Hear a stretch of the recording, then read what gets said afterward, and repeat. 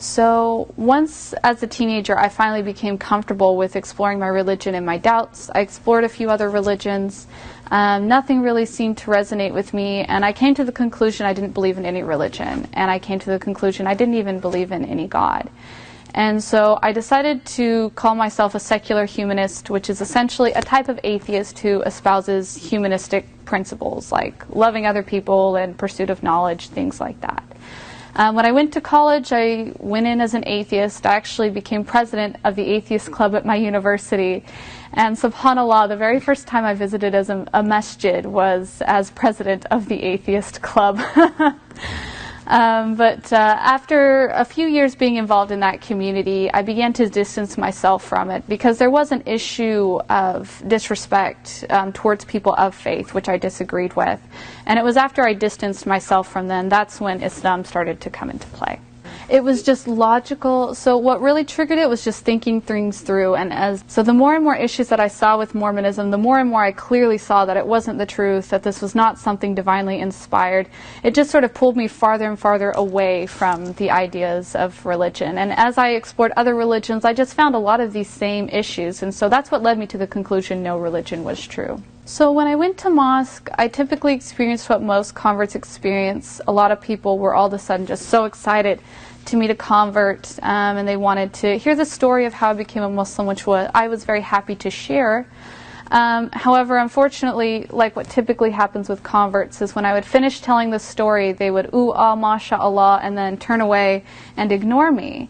And so I felt very isolated in the mosques. The ones I went to were very cliquey. I just didn't feel like I fit in there. And whenever people did want to talk to me, it was to tell me I was doing something wrong or try to push me to do this or that. One issue I came up against quite a bit was my name. I personally chose not to change my name because I have the honor of being named after two of my grandmothers, and that's a very big part of my identity, and I try to remember these two very great ladies when I conduct myself, and it's just a huge part of who I am. And I feel like it's a very Islamic name to carry the name of your mother's mothers, right? So I didn't want to change my name, but a lot of people have really pushed, and there's been people who just decided for me my name is going to be Zainab. And I love the lady Zainab. If you want to talk about a feminist, let's talk about Zainab. But my name was Amanda, and I didn't like some other individual just deciding for me what my name was going to be. Honestly, the big challenges for me were just fighting through all this Wahhabi, Salafi ideology, and just feeling like I had a place in the community because I was so isolated when I went to the mosques. And alhamdulillah, what made it easier for me, after a year of being a Muslim and entering the school of Ahlul I found this little teeny tiny Shia masjid that didn't even show up on Google. And it was run by this very nice couple who really took a lot of time to sit with me and talk to me. They loaned me about 20 books. And they explained to me some of the cultural issues that I wasn't understanding and helped me really kind of get my head on straight. And if it wasn't for their generosity, I wouldn't be nearly as far as a Muslimah as I am today. So when I first started learning about the school of Ahlul Bayt, it was through Sayyid Ammar Naqshbandhi's lectures. And as I was listening to these lectures, he would recite the Masajid at the end of his lectures. And to me, not knowing the story, it seemed very, whoa, calm down. I didn't understand what was so horrible. But I found the content of the lectures very interesting and a lot of my questions being answered. But I didn't really want to dig into what this horrible story was right away. What made me want to really find out what happened was when I heard what happened to Zainab, because of my experience with hijab and what it meant to me.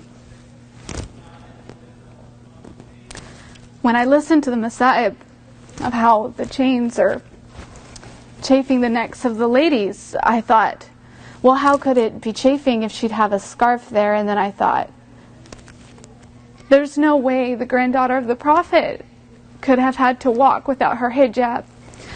And I just froze, and I thought, no way, I'm misunderstanding something. And so I go on the internet and I Google it. And I saw it was true, that this great lady had this removed from her. And I just felt shock and anger. And so I dug into the story of Hussein. I felt like that I was ready to know what happened. And even though it's a horrible story and one of a terrible injustice, at the same time I found it very inspiring because it is a stance for truth against falsehood.